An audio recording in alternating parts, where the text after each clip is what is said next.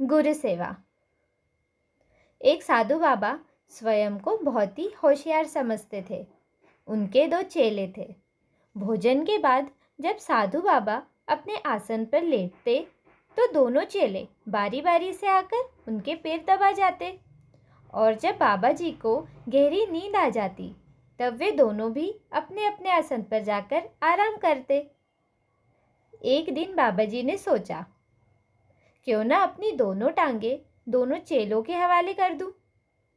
इस तरह दोनों टांगों का बंटवारा करने से खूब सेवा होंगी और मुझे अधिक सुख मिलेगा।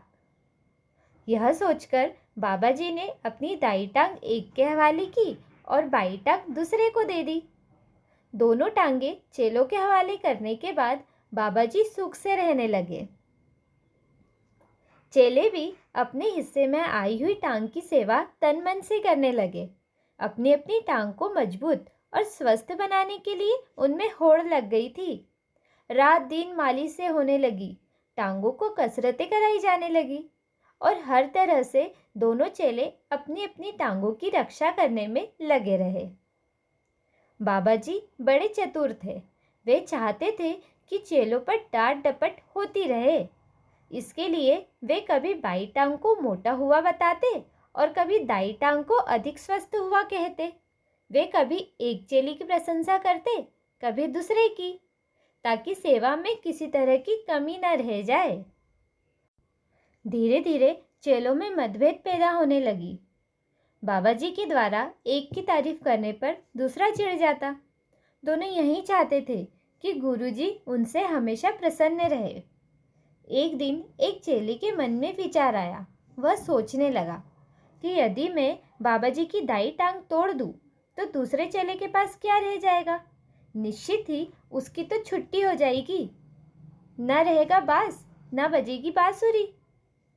उस वक्त बाबा जी की दाई टांग का मालिक कहीं गया हुआ था। दोपहर भोजन के बाद बाबा जी ने अपने आसन पर लेट लगाई कि चेले ने उनकी दाई टांग को पकड़ लिया। अरे रे, ये क्या कर रहे हो तुम? बाबा जी चिल्ला उठे। कुछ नहीं महाराज, देखना चाहता हूँ कि यह टांग कितनी मजबूत है। आप निश्चिंत रहे, आपका कुछ नहीं बिगड़ेगा, कहकर उसने दाई टांग को अपनी तरफ खींचा और उसे तोड़ डाला। बाबा जी दर्द के कारण बेहोश हो गए। थोड़ी देर में होश आने के बाद देखा कि टूटी हुई टांग का मालिक सामने खड़ा है। पीड़ा से कराहते हुए बाबा जी को देखकर पूछा, तुझे मालूम हुआ कि बाई टांग वाले चेले ने यह काम किया है? सुनकर वह आग बबूला हो गया।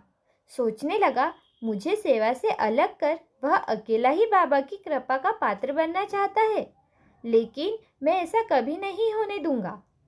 सोचकर उसने उसके हिस्से वाली टांग को पकड़कर खींचा। बाबा चिल्लाए, ठहरो ठहरो, अब तुम यह क्या करने जा रहे हो? क्रोध से भरे हुए चेले ने उत्तर दिया, इस टांग के साथ मैं भी वही करूंगा जो उसने मेरी वाली टांग के साथ किया है। उसने मेरी टांग तोड़ी है, अब मैं भी इसका भुर्ता बना डालूंगा। बाबा चिल्लाए, अरे कमबख्तो, ऐसा ना करो, कम से कम एक टांग को तो ठीक रहने दो।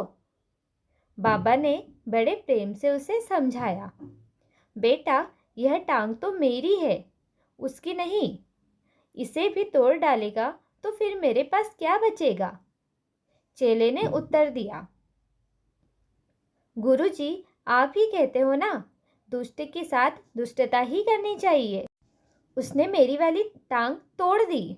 जब तक मैंने उसका ये बदला न लिया मुझे बिल्कुल चैन नहीं पड़ेगा।